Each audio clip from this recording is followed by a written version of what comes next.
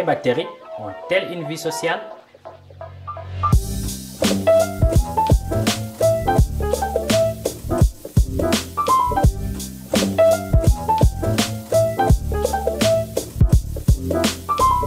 Il y en a partout, on en ajoute même dans les aliments pour les conserver, mais saviez-vous qu'elles interagissent entre elles? Oui, certaines vont très bien ensemble et pour d'autres, ça ne va pas du tout. Et selon la combinaison, ça peut être bénéfique ou dommageable. Comme les tables dans un mariage, finalement. Mais c'est pas moi l'expert, quelqu'un est avec nous pour en parler beaucoup mieux que moi. Amadou Ndiaye, mes salutations, bienvenue à Néo. Salut Serge, intéressant le parallèle que tu fais entre les humains et les bactéries. Je vois que mon sujet de recherche soulève déjà des questions. Amadou, tu es au doctorat en microbiologie des aliments. Qui assume ta direction de recherche? Écoute Serge, je suis sous la direction de Marie Filto et sous la co-direction d'Ismaël Fliss. Et quel est le titre de ton sujet? C'est l'étude des interactions microbiennes à haut débit pour la sélection de nouveaux consortiums de cultures bioprotectrices d'intérêt laitier. Tu travailles donc sur le lait. Effectivement, je travaille sur des bactéries de l'environnement laitier qui peuvent être impliquées dans la conservation des aliments et qu'on l'on peut retrouver dans les produits laitiers, comme le fromage par exemple. Et pourquoi est-ce que ta recherche offre des perspectives plus avancées que ce qu'on connaît déjà? Pour ma part, je mets l'accent sur le fait que les micro-organismes ne vivent pas chacun dans leur bulle. Les bactéries interagissent entre elles et ces interactions peuvent être positives, négatives ou neutres. Finalement, c'est comme nous les humains. La science a des connaissances limitées sur ces interactions, dont certaines sont impliquées dans la virulence des bactéries pouvant affecter notre santé ou bien dans l'altération de nos aliments. Donc, il ne s'agit pas d'identifier la meilleure bactérie, mais bien la meilleure combinaison de bactéries, le meilleur match.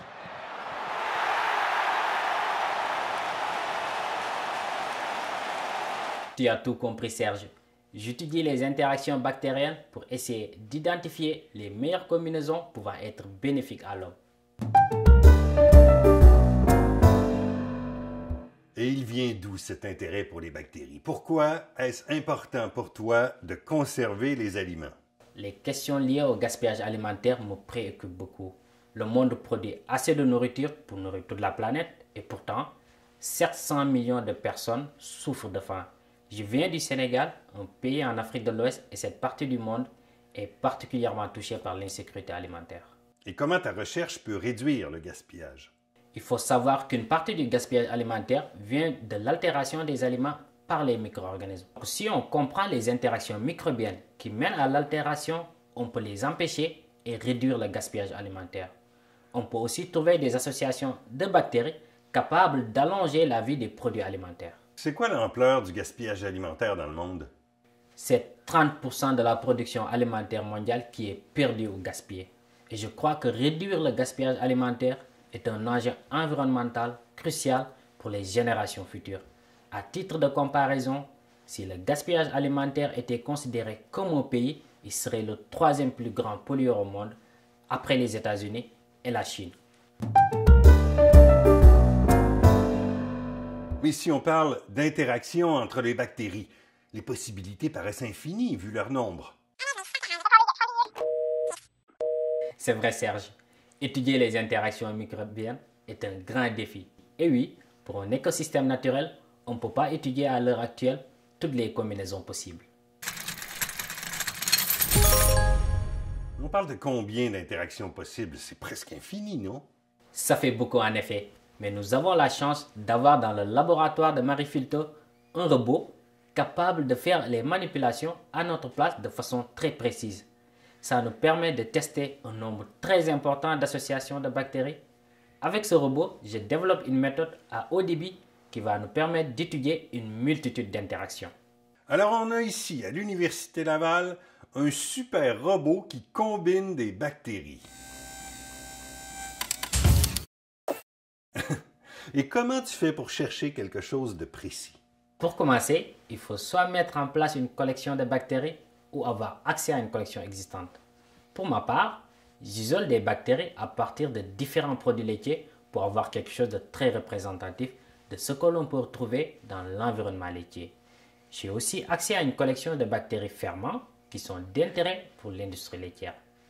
Ensuite, nous utilisons le robot pour pouvoir faire des combinaisons binaires entre les bactéries de la collection. Les bactéries sont placées dans des pétris rectangulaires, des sortes de petites boîtes, et à l'aide d'un programme mis en place, le robot va associer les bactéries suivant un modèle défini. J'ai testé aussi différentes conditions car une même interaction peut varier en fonction des paramètres utilisés. Les interactions sont suivies et analysées sur une certaine durée car elles sont dynamiques et peuvent subir des modifications au cours du temps. Enfin, tout le long de ce processus, nous prenons des images à intervalles réguliers, toujours avec le robot pour analyser les interactions. C'est ce qu'on appelle de l'analyse d'images. Avec des logiciels adaptés, nous pouvons tirer beaucoup d'informations sur les images prises. Et une fois que tu as réalisé tout ce processus, qu'est-ce que tu fais? Comment ça peut servir concrètement?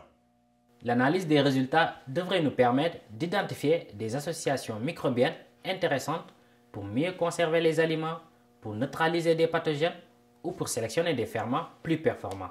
Tu essaies dans le fond de créer une sorte d'armée anti-destruction.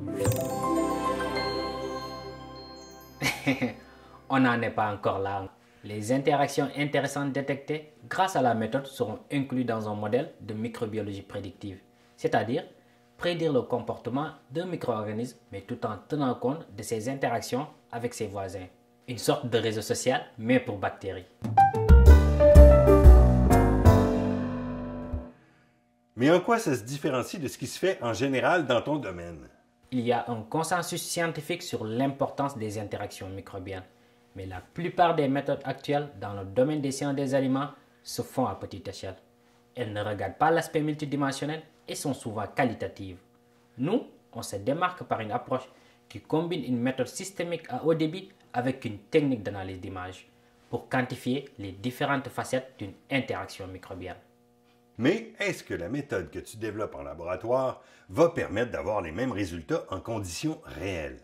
Nous étudions les interactions dans un environnement s'approchant de la réalité et des essais en conditions réelles sont prévus pour la validation. Finalement, ta méthode semble pouvoir servir dans plusieurs autres domaines de la science qui étudient les bactéries. Effectivement, avec une bonne adaptation des conditions et des paramètres, on pourrait utiliser la méthode, par exemple en infectiologie ou bien dans l'étude des bactéries du sol.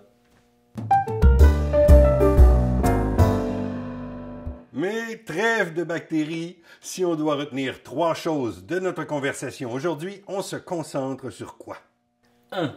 Les bactéries interagissent et communiquent entre elles. Elles ont une vie sociale. 2. Les interactions bactériennes peuvent avoir un impact sur notre santé ou sur la qualité de nos aliments. 3. Il faut développer de nouvelles méthodes pour déchiffrer les interactions car on a peu de connaissances sur ce point et leurs impacts est sans doute crucial.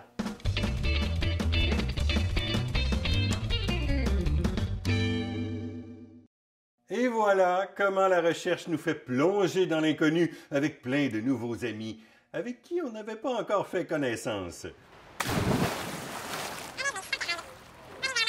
Merci infiniment, Amadou, de ton passage à Néo. Je suis très heureux de voir qu'à l'Université Laval, on a des outils de fine pointe pour tenter de sauver le monde à notre façon.